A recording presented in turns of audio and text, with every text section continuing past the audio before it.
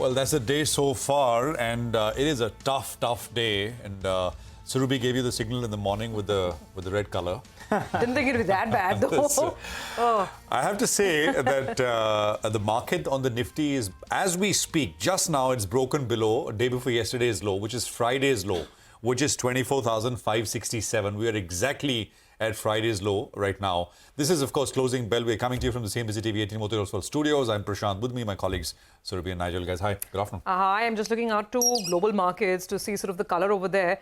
But I think while some of the regional markets like Japan, etc. were down, what we're seeing on our screens is actually something very, very different. European markets, for the time being, there is some caution, but like 0.25% down, 0.5% down. What we're seeing specifically in the mid-caps today, second day running, there's a story that's playing out there for sure. When you have one stock advancing for 10 declining, that's telling you the picture, right? And I'll tell you what, where we are placed right now, we'll be very lucky to get away with this sort of a cut, you know. So if the markets had to bounce all through the day, all those bounces have got sold into, but we need to bounce. We need to bounce from here. Otherwise, it's going to be not such a great close for today's trading session. So let's see how that goes. But no real place to hide today. Mid-cap index down 2%. Portfolio is not feeling too good. But I guess for a longer-term investor, some kind of nibbling, some kind of allocation could gradually take place if you're a longer-term investor. In the near term, though, the picture looks quite muddled. Earnings not picking up, FI selling as well, and no big positive cue is what we're seeing. And, you know, Nigel, typically what happens is that you want to buy, but you're already in. I mean, you know, most people are already invested. So the margin, unless you created some cash, it becomes very difficult. So, yeah, I mean, if you're sitting on some cash and if you have money to invest, maybe at the margin you start to nibble. So, you know, the previous time we were at this 24,500. Personally, I put in, you know, SIP. I did a bit of a top-up, very, very marginal. But, you know, that's all right. But this time around, I'm just waiting by for a little bit because not sure where exactly. But otherwise, keep your SIPs going, start nibbling. It's for a longer-term investor, I think so. That easy money has been made. Absolutely. And, you know, so just a little bit of here and now, you've got absolutely crunching fall in mid-caps and small caps. And, you know, really gut-wrenching because 10:1 declines outnumber advances. And it's been that way for the last many hours now, right? So some 3,000 stocks are down, some 300 stocks are higher. That's the kind of separation between what's down and up. So 2% cut in the mid-cap index, 3% cut in the small-cap index. You know, I wrote this 15 minutes back that Nifty needs to defend 24,567, and it's not being able to, at least right now. We are around that level. Friday's low, 24,570 or so is where we find ourselves at. So we'll see. And of course, for the Nifty Bank, that level is 51,000. Which is, we're not there yet, about 500 points away. The Nifty Bank right now is down about 400 points. So if you want to look at sectors, it's PSU banks, real estate and metals. These are the three areas which are seeing the maximum amount of fall. But it's not really a sectoral kind of play as well. It's not even about results. I mean, yeah, I mean, the results, there are result reactions both on the upside and down. There's a City Union Bank and there is something on the downside. It's more broadly, really under pressure kind of a day. So you got that working as an overlay for pretty much everything, good and bad. Surubi. I'm just looking at the stock price sort of decimation on the screen that's going on as we speak. Mazgaon Dock has fallen 9%. You have names like 361 Wealth Management. Now here you can argue that sure, I mean earnings were a miss, but down 6% over there. Look at Garden Reach down about 9.5%. Amber is down 11%. Gravita. Nigel, I think, spoke to the management earlier on. You guys had them on Chartbusters, right? I mean, the numbers weren't looking that bad or anything. There's an 11% decline coming through on Gravita. Jana, again, you can argue that there are asset quality issues on Jana Small Finance Bank. But it's like Prashant said, it's more than earnings today. This is a wider decline at work. And look at the micro-cap index, the Nifty micro-cap. Look at the Nifty small-cap index. They're down about 3.5% each. I don't know, Prashant, I mean, we'll discuss this as we go along. The commentary that came in from Mr. Ashwini Bhatia, the SEBI whole-time member, he was again sounding very cautious on the BSE, you know, SME space, SME IPOs and what's going on over there, talking about F&O and how it can't become a national time pass. But I'm not sure if that has triggered this or whether this has become a bit of a self-fulfilling prophecy because we've had the large cap selling for the last many weeks now. And maybe it's just, you know, eventually mid-caps also start to cave in. Not quite sure. I think it's the latter because I don't think this is that those comments of... and that's not new, right? Not new because look, F&O the rules are already out. There's nothing new which is on the anvil. Exactly. SME, there is something which is coming, which is confirmed. That a discussion paper on, and we are having that discussion at 2:50. We have a guest joining us on that SME issue. And but I don't think that is really causing the fall. It's just a fall. It's not helping the mood. I mean, if you at the margin doesn't help. But it can't be the cause, exactly. No, absolutely. You know, on Gravita, just to cite it as an example, the numbers were actually pretty much okay. There was a small miss on the volume growth front. But the problem is the stock in the last 1 year has more than doubled. So that's why, you know, you just want to take some money off the table. And that said, for someone who's believing that, in fact, you know, there is a longer trend in terms of a recycling trend that will take place, a big shift from unorganized to organized. Case in point, this industry, just to cite an example, more than 70% is unorganized right now. So gradually that industry will move to organized, and then there'll be fewer players out there. So that could be a reason. So from the lows of the day, the stock is actually up close to 8%. You know, from the lows of the day. So, so someone who is selling is because they're sitting on a lot of profit and there's a mild miss out there, and maybe they want to book some profit. While someone who still has a longer term view from here on, they could have bought that dip today. Just citing an example, just another instance, Strides Pharma for very, very long it disappointed. Then the numbers gradually started coming. Take a look at the stock. I don't think there's any big news flow that's come in there, but take a look at the intraday chart of the stock. Slammed.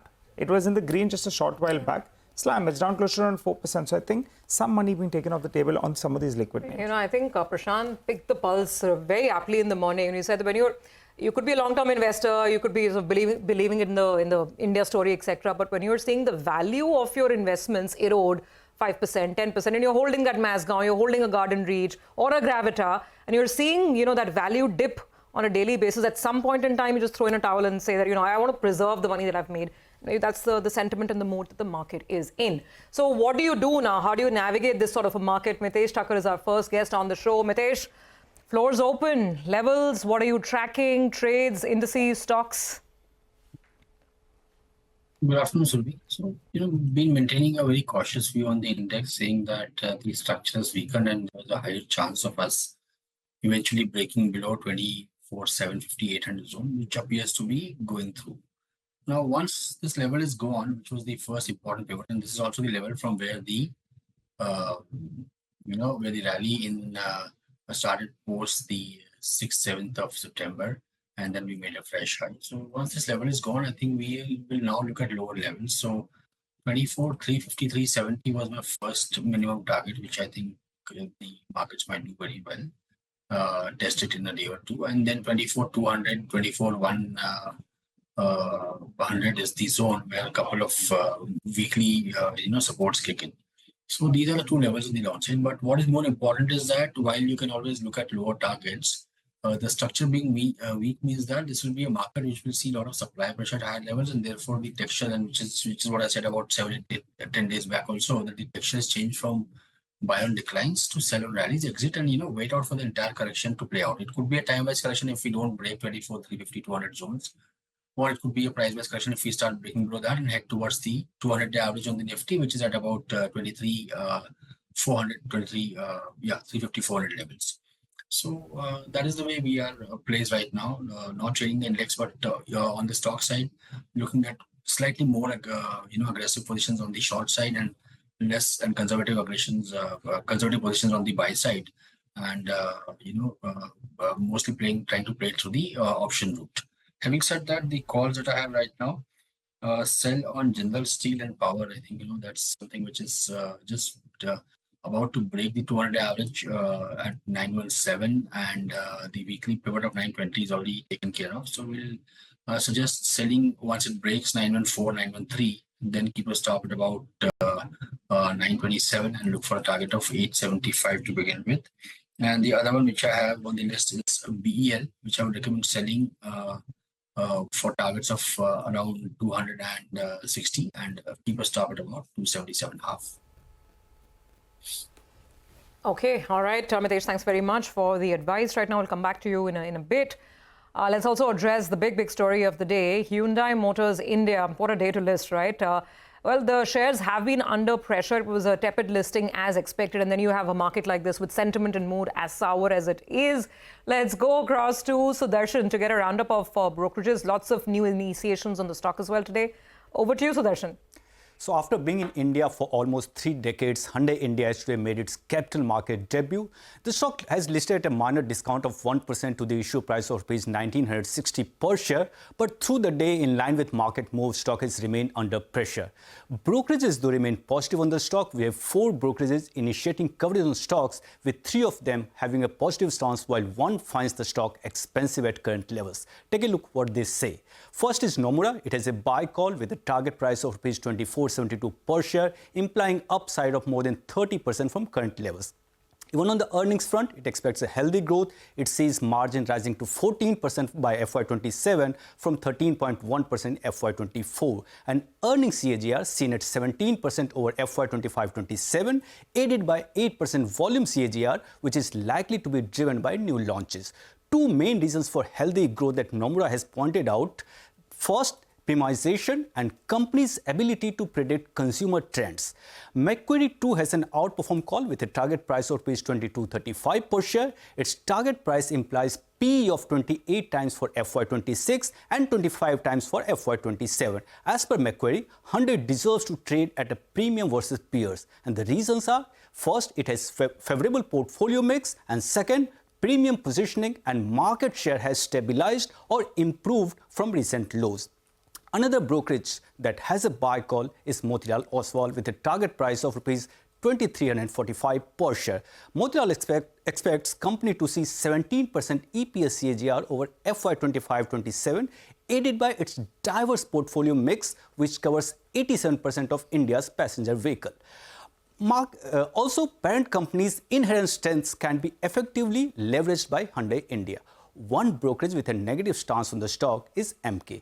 It has a reduced call and target is 1750 per share, implying downside of nearly 7% from current levels. And 3 reasons that MK has pointed out are: first, rich valuations; second, muted outlook; and third, higher royalty payment to parent company. On the back of these reasons, MK expects 5% EPS CAGR over FY24-27. Okay, all right. Sudarshan, thank you very much for the perspective over there. Well, earlier in the day, we did catch up with the top management from Hyundai, both, of course, the global management as well as the India head over here. The global CEO is quite confident of growth and sees more capital investments in India. The company also has many EV launches in the pipeline. Take a look. We believe with the addition of capacity, which is almost, if you see, 30% capacity addition is happening for HMI in the next 3 years, and this is after a gap of more than 10 years. So I think this is a big moment for the growth of HMI going forward, and we believe that, yes, not only in terms of volume, but this strategy of premiumization, the strategy of adding features, and then, meeting the expectation of the customers will help us to really sustain the volume as well as profitability. We believe that we are in a position to really, grow in line with the market in terms of volume, and of course, always in terms of average selling price to continuously go up.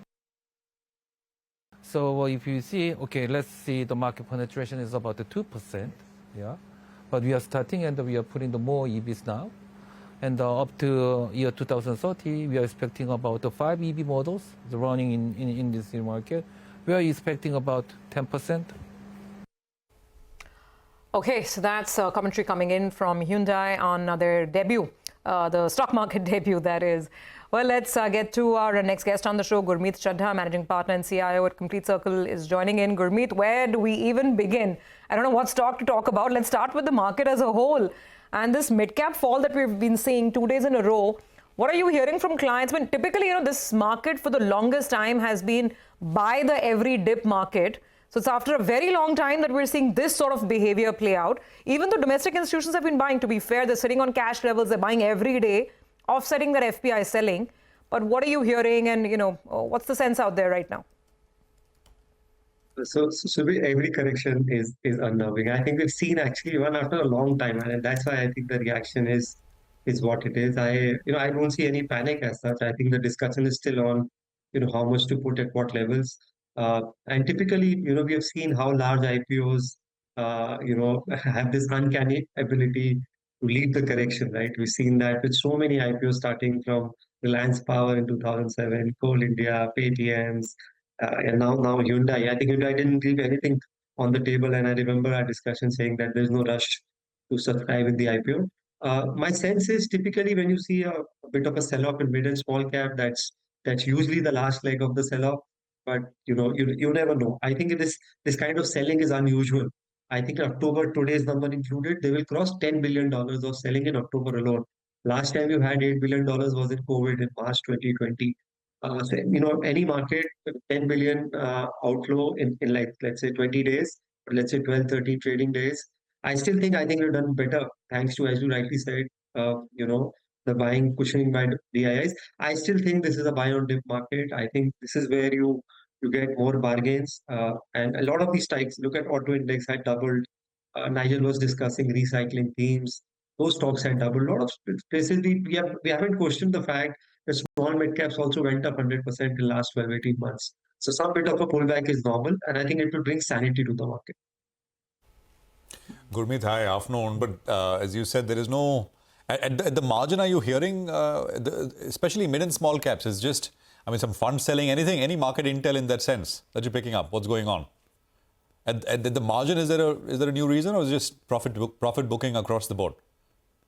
Prashant, I would say some bit of rotation. I think because, people have made money, some bit of rotation is of course happening in places where you have made, 2, 3x, some cases 5x, a lot of small mid-cap counters.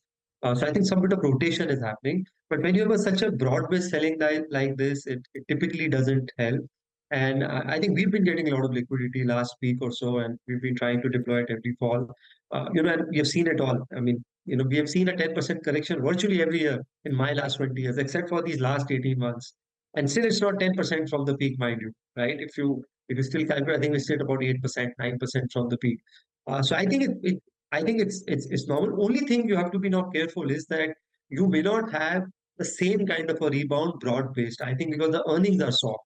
And that is where you're deploying is more important rather than just buying the dip. So wherever there is earning support is, I think, where you should be more anchored to. So where you're deploying in this dip to me makes more relevance than just buying blanket and basket just because the stocks have corrected 20-30% in some cases, because a lot of the stocks still trade at very high valuation. Nifty small cap after this fall is 33 times. And you're not expecting more than 5-7% EPS growth in that space. So you have to be careful in terms of what you're buying in the on a day like today, Gurmeet, people say, right, if you bought Royal Enfield in this year and, instead of that, you bought the stock, then you would make so much returns. Someone who has a Sandro, a Creta, they'll be very happy today.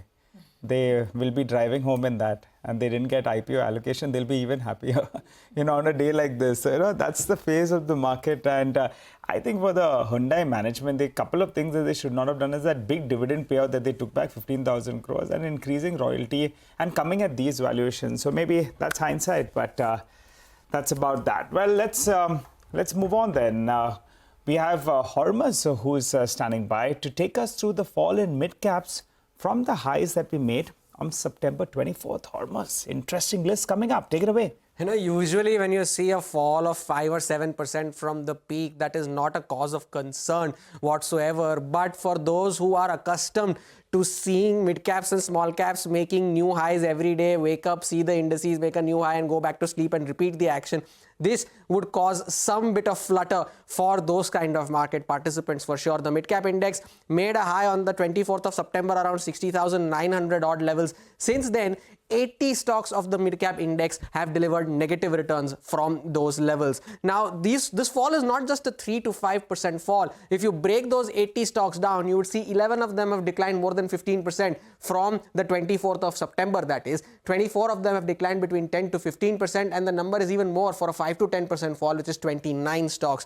Now, which are those names that have seen the biggest fall since the 24th of September? The usual suspects, right? Vodafone Idea, Cochin Shipyard, Suzlon. The higher they went, the faster they went, the faster they've come down as well. And the list doesn't end there. There are names like L&T Finance, there are names like MRPL, PSUs like HUDCO, GMR Airports also forms a part of this list. All of them down anywhere between 15 to 20%. Now, this is on the index front. Now, if you take a look at specific stocks, that picture looks even more grimmer because Vodafone Idea is down 56% from the peak of 19 rupees that it had made earlier this year. Cochin Shipyard made a record high of near 3,000 in July. In 3 months, the stock has halved.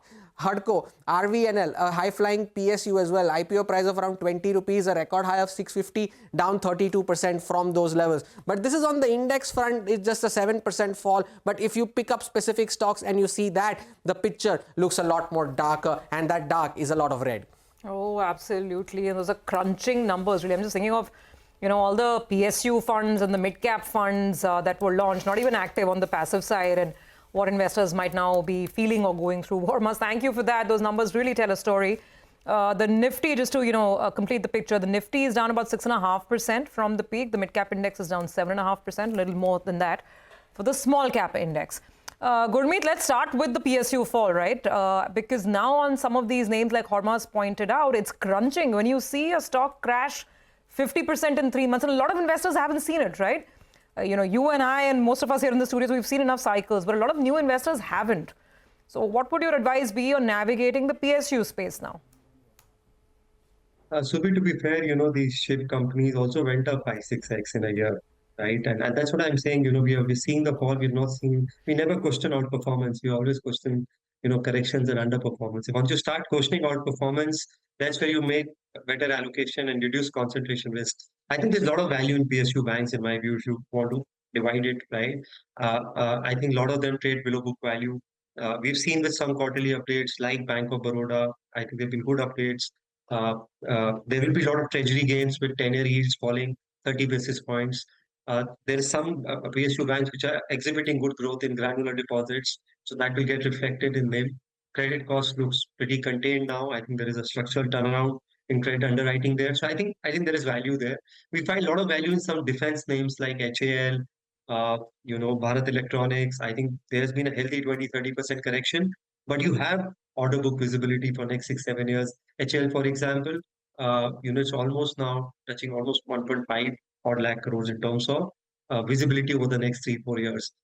Similarly, we find some value in selected names in railways. For example, look at Titagarh, almost down 40% from the peak, but you have 900 Vande Bharat, you have metro coaches, you have a backward integration they have done, and so many things offers you value. So you got to be selective here and cherry pick in terms of what has visibility of earnings and growth, and not just buy the blanket. A lot of the not so good PSUs went up because in general PSUs got re-rated. And I think that's the point I made earlier.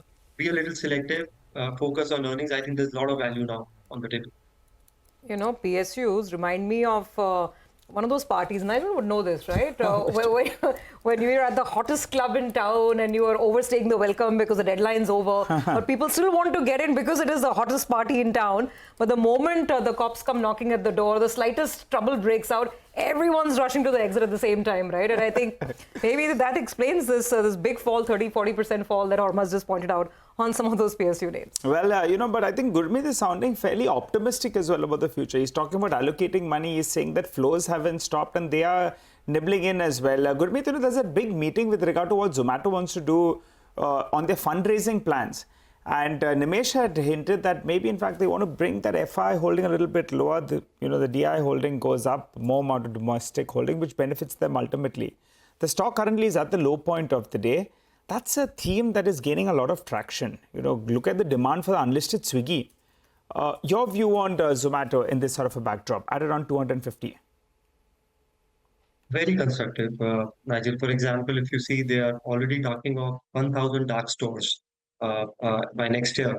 And if you see, for example, I think there's a pressure on the hybrid model. Quick commerce will do well. The traditional retailers organizers will make a comeback. I think this 24, 48-hour delivery, likes of Big Basket, etc., need to probably reinvent, because in tier 1, quick commerce is eating them. Imagine DMart saying that, a 40-year-old business getting disrupted by a 2-year business. And this is what tech can do. And if you see in US, for example, the online consumption in the last 2 decades went up from 5% to 35% now. And you have 8 companies which are $1 trillion. So we don't have an Amazon, we don't have an OTT like Netflix. We don't have our tech companies technically there, right? And I think Zomato has that chance, provided they stay focused on asset allocation. And in this game, because they're raising money, other than the holding, the one guy who actually goes up to 60, 65, then eventually tends to eat everyone. We've seen that with Amazon. So I think even if you see Zepto is raising money, Swiggy's raised money and now probably due for the IPO. So if you see in Blinkit now, even in Blinkit, their market share is now 40%. They are priced about 3, 4, 5% better. And in youngsters, we follow very engagement trends. I think that seems to be emerging as a preferred choice. So maybe to cover your dark spots, you can probably see Swiggy and bit of an allocation to Zepto. There's a lot of action on this market, but we are adding Zomato. So food delivery will grow maybe 4-5% Q and Q. I think it's the e-commerce, quick commerce business which I expect good growth, also contribution margin picked up a bit. Okay, all right. Gurmeet, we'll leave it there. Good conversation as always, and good perspective. Thanks very much for joining us. We'll take a quick commercial break here. We'll come back in a bit from now with more coverage on markets. Also, we'll be joined by Vineet Arora from NAV Capital on the other side. We'll talk markets, but we'll also talk about, SEBI's sort of comments from the whole-time member at SEBI, Mr. Ashwini Bhatia, on F&O and SMEs. The discussion paper on SMEs is due. Vineet is someone who invests in that space, so we'll ask him that. Stay with us.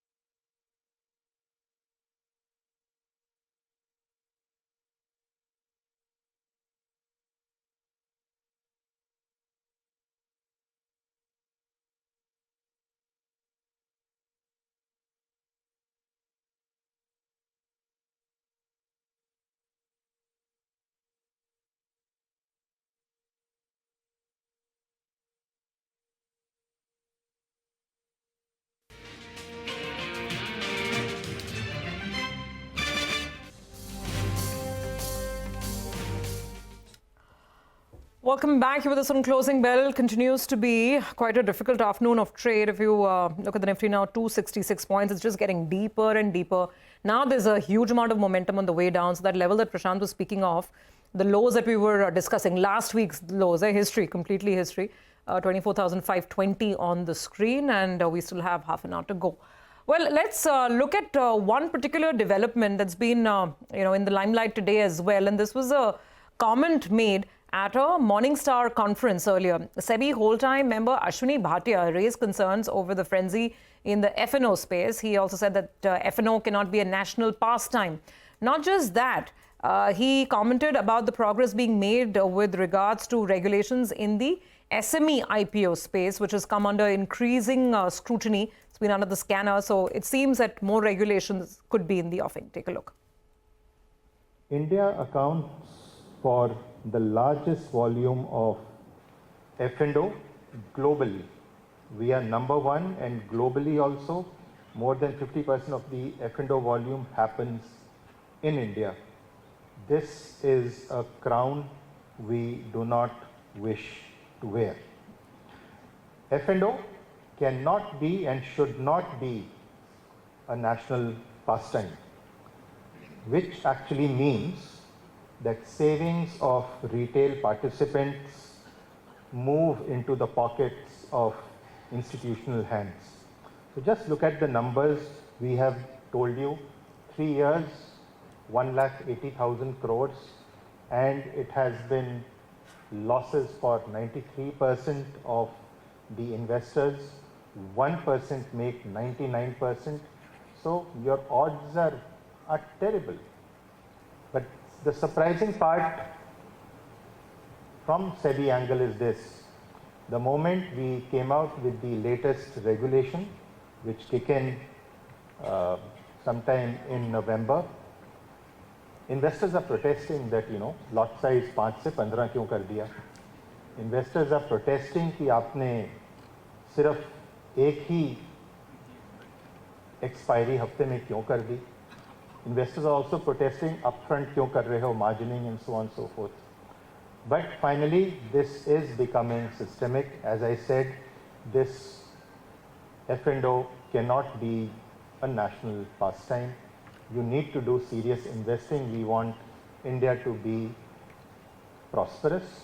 Wealth is being created very, very fast. And I think investors should participate in the wealth creation that is happening in the country. SME listings are closely monitored by exchanges and SEBI to ensure they don't engage in irrational exuberance, price manipulation, or fraudulent trade practices. We are working on a discussion paper on SME IPOs that should be coming out soon. But what we have seen is pretty disturbing. The way retail participation is happening, the number of times IPO issues are oversubscribed, the way market making happens, the way underwriting happens, and obviously we don't feel very comfortable about what's going on. Okay, well, those are absolutely clear-cut, sharp words coming in from Mr. Bhatia there at SEBI. We have Vineet Arora, Managing Director at NAV Capital, joining us. Vineet, good afternoon. Good to have you with us here. I believe NAV does invest in SME companies. So to begin with, for us and for our audience, if you can give us a sense of, NAV Capital in terms of SME exposure and what kind of investments you do. And then let's talk about, the comments from SEBI that a discussion paper is around the corner. Yeah, so we've been very active on the SME space for past 2.5 years. We've done about 60 IPOs as anchor investors, probably by far we're the largest institutional investors in that space in India. And we do believe in that space. We've also done a bit of mainboard. In fact, last month there were 47 IPOs in India, and we participated in 16 of those as anchor investors in the IPOs. And we continue to hold those positions. If to look, we talk of froth in the market. What Mr. Bhatia has been telling was talking of a consultation paper. But to me, it's literally like, liquidity and participation go hand in hand. SMEs or small caps or micro caps never had liquidity in the market. As the participation came in, liquidity came in. Now, as it is growing, we are literally stifling it. In my view, what we are doing is literally stifling something which is just mushrooming up. NAV continues to look at small cap, micro cap, because we strongly believe that no large cap was born as large cap.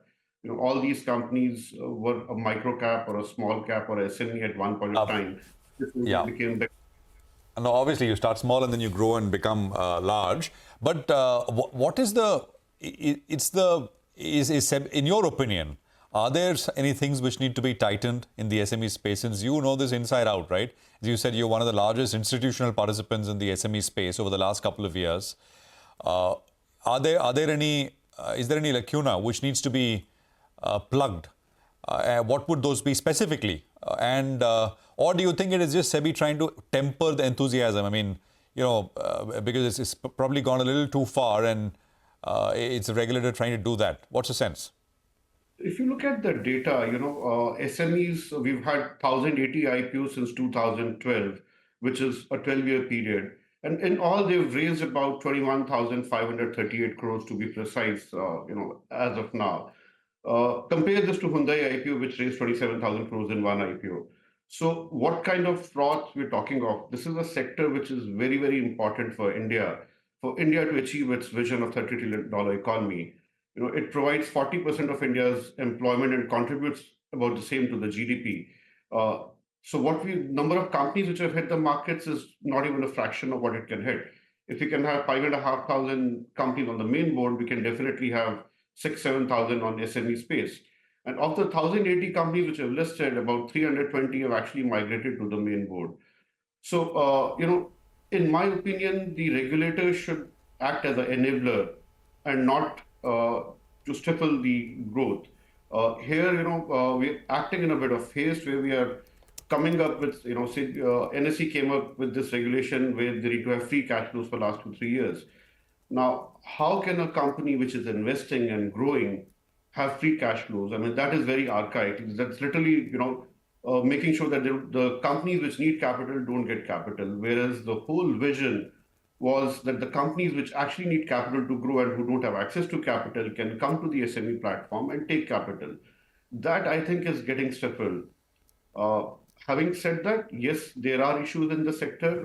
There have been some very expensive IPOs, where the SEBI should probably increase the disclosure requirements, put more onus on the merchant bankers on the disclosure side, tighten the market making where some bad practices have been going on, which Mr. Bhatia did point out.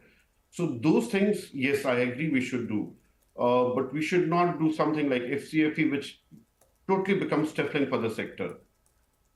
No, I mean, lots of numbers you've given us. 1,080 SME IPOs since 2012, 21,500 crores raised, and 320 have migrated to the main board. Would you have a... Sorry? 319 to be precise. 319, okay.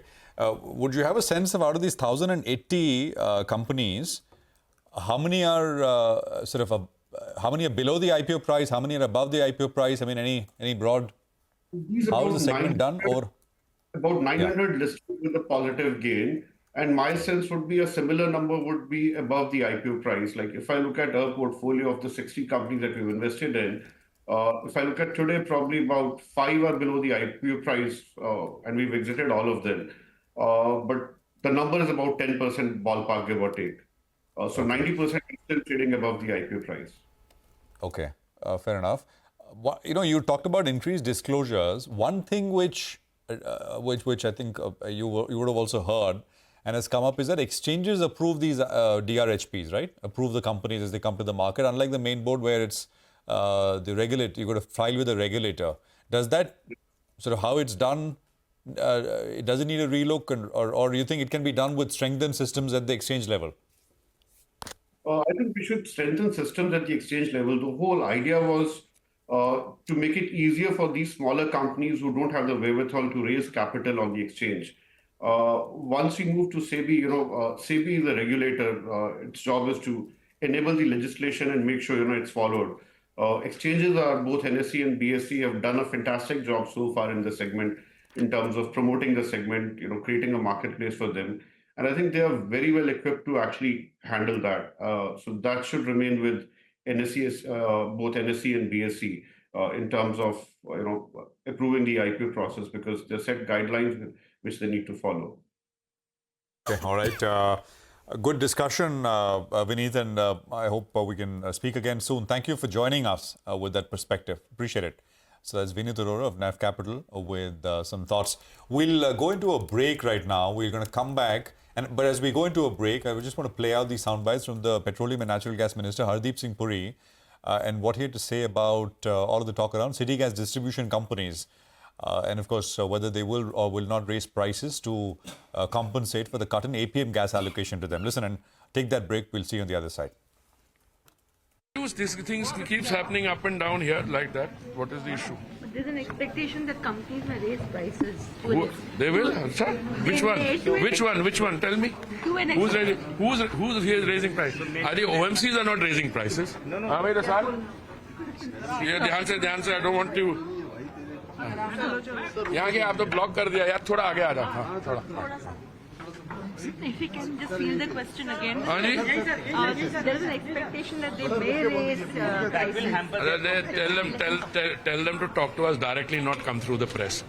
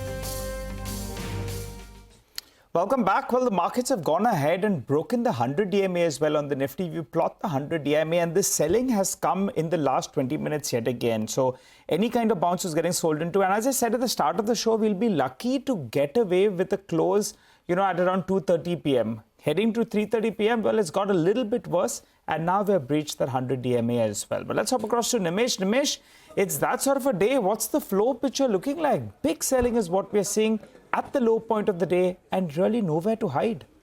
Absolutely, Nigel, nowhere to hide, and especially the pain is in the broader market stocks. Look at the small cap index, that's down 3.5%.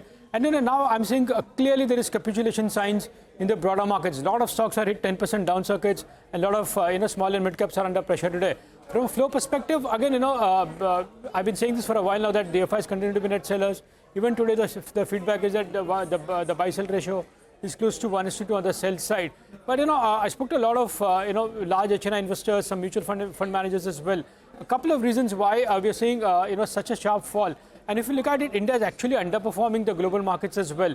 And this is specifically India reason. One, there is lack of buying interest now. There is a bit of momentum which is broken in the broader markets. Two, and the bigger reason is the earnings. I had flagged off the Q2 preview, and it was expected to be the worst in the last 3 years in terms of top line growth of just 2% or 3%. Now you're seeing actual numbers, and that's why you're seeing sharp reactions. Look at, we're just flashing SRF numbers, a big margin miss, a big top line miss as well, and that's been the trend across a lot of companies and sectors. So I think earnings, disappointment has been the biggest reason for such a sharp fall in the broader markets and in the large cap names as well. From a flow perspective, as I said, there is selling pressure, but financials and healthcare stands out in terms of sell flows from larger institutions today.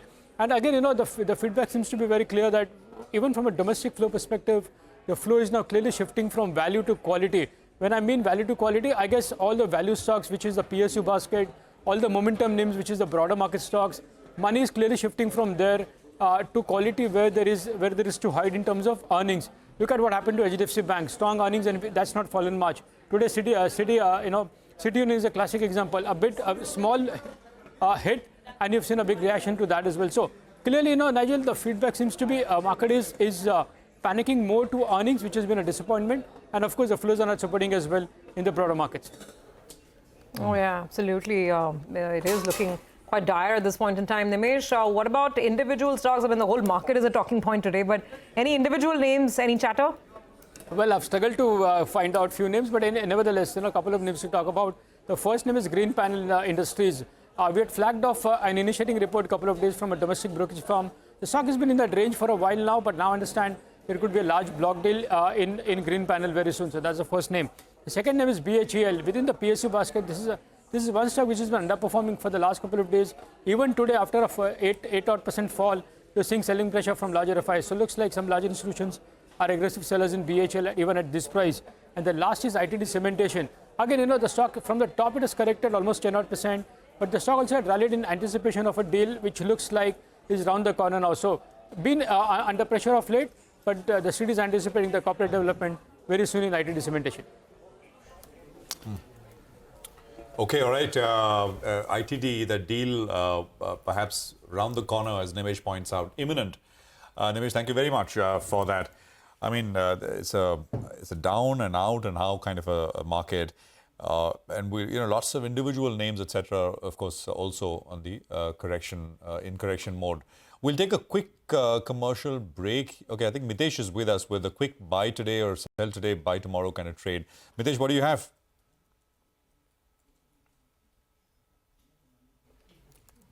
Mitesh, you'll have to unmute yourself. Now I'm audible? Yeah, this please. Good? Yeah. Sorry. So SRF is something which I would recommend STVT with a stop at 2200 and a target of around 2140, 2130 on the downside. Practically, I think the entire market looks weak, but I would be slightly cautious on sell side. I will not be very aggressive in the quality terms purely because of the fact that we are now hitting oversold levels. So a gap up can always happen, but yet the trend is on the downside. So we'll go with sell call. So SRF is one, and the other one is Voltas. Keep a stop at about 1807 and look for a target of 1775. Okay. All right. Thanks a lot for that, Mitesh. Well, let's hop across to Sonal. She's here to give us a brief insight into those numbers that were flashing here on the screen. SRF's number. Sonal? Well, you know, SRF, it's a weak set, much lower than what the street was working with. And it's not only a YOY decline, even a quarter-on-quarter decline is what the street doesn't seem to like. And we've seen that on weak earnings, reactions have been quite sharp as well. If we talk about the numbers, the net profit has declined by 33%. The revenues are up 7.8% on a YOY basis, but they've declined sequentially. Even the EBITDA has declined sequentially. And if we talk about the margin number, it has come in at 15.7%, which compares with a poll of 18.5%. That too has come off on a quarter-on-quarter basis. Now, we were expecting the chemical segment not to do well this time, and that has exactly what has happened. The chemical segment has seen an EBIT decline of 30% this quarter. That's a YOY decline. While the packaging segment, as expected, has done well. There's an improvement of around 6.5% as supply has improved. But the technical textile segment is absolutely in line with estimates of a decline of around 4%. Now, going forward, for a company like SRF, which had given a guidance of around 20% growth in their chemical segment, that is something that needs to be looked at properly, because there is an expectation that they could go ahead and cut that guidance. So management commentary for the second half will be very important to watch out for SRF. But on the whole, the numbers look disappointing, much lower than what the street was working with. Okay, all right.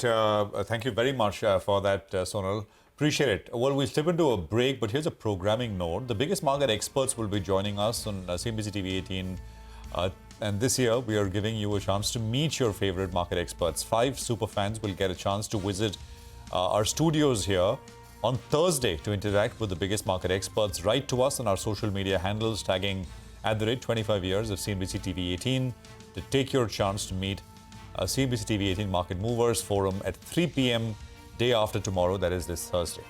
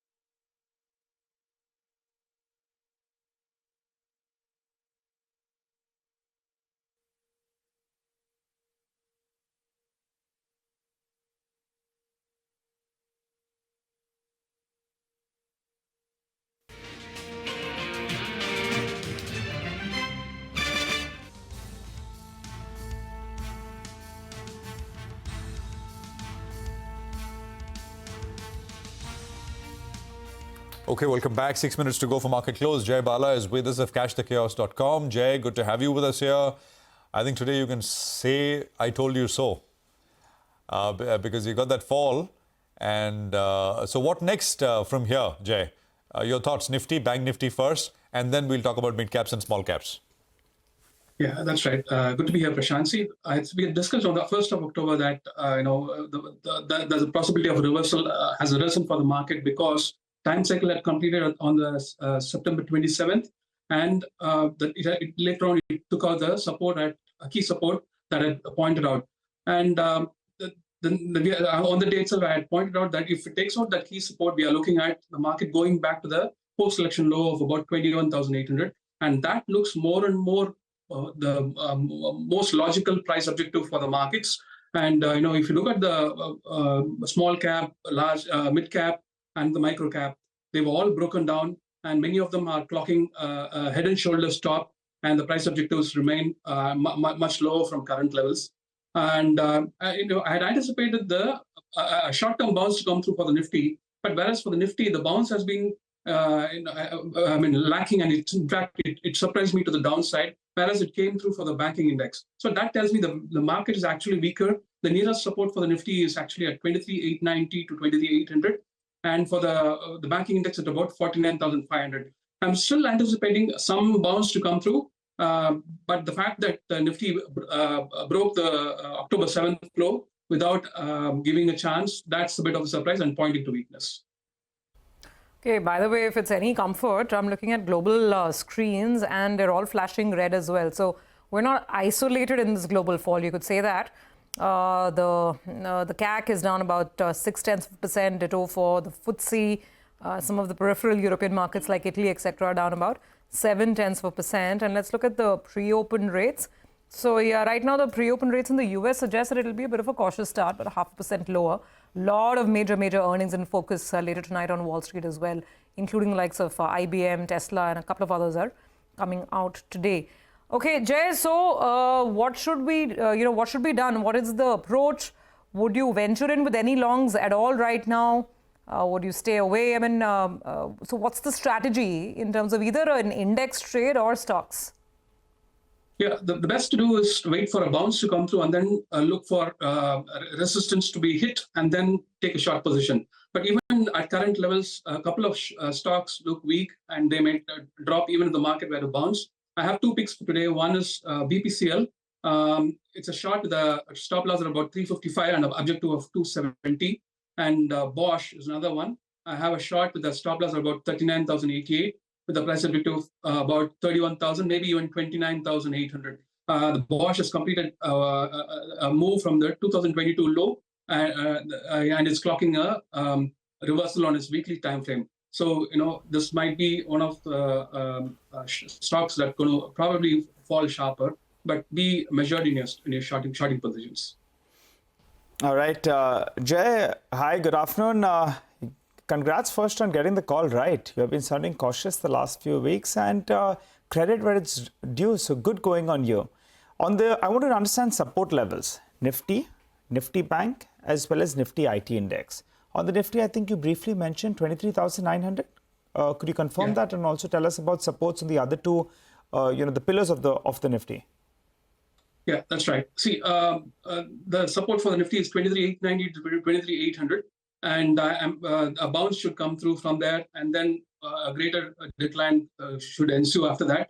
For the banking index, the support is at about 49,500, and post that we are looking at a decline once again close to the June 4th low after a small bounce.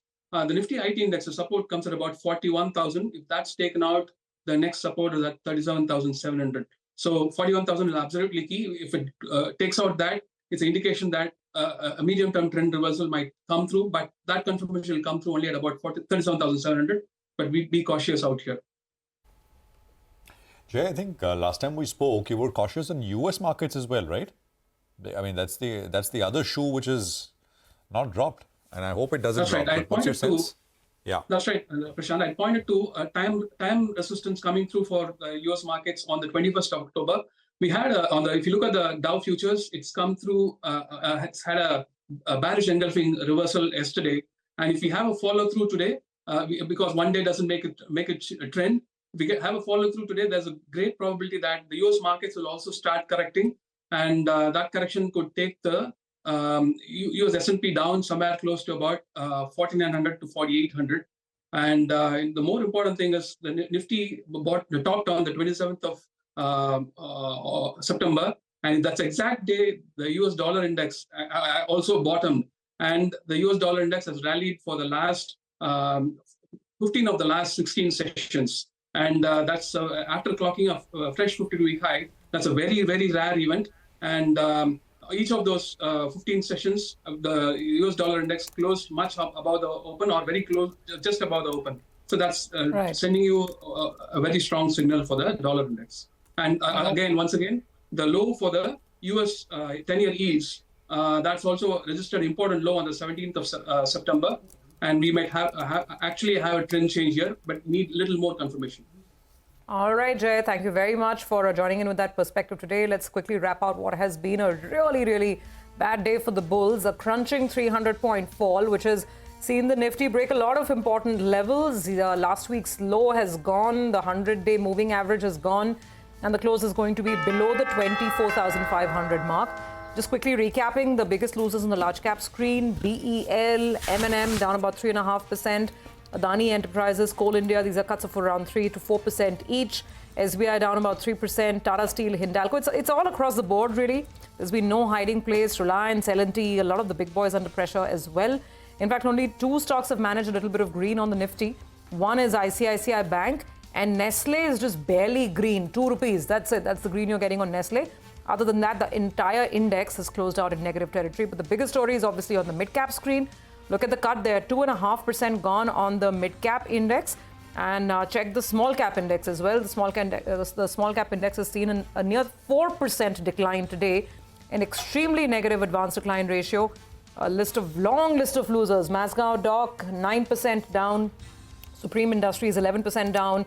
AB Real Estate, 10% down. Amber, 11%. Garden Reach, 12%. Gravita, 10%. IFL Securities, I could just simply go on and on. Jana Small Finance Bank. I mean, we're talking 9, 10, 11% average cuts on the mid-cap space. And the PSU part of the market has been particularly impacted today in the fall. A pretty wide fall all out. And the Bank Nifty also going home with a cut of 650 points. Tough day. Well, with that, it's curtains on this edition of Closing Bell, but we'll see you immediately on the other side in just a minute. Markets forward. We'll take the action ahead.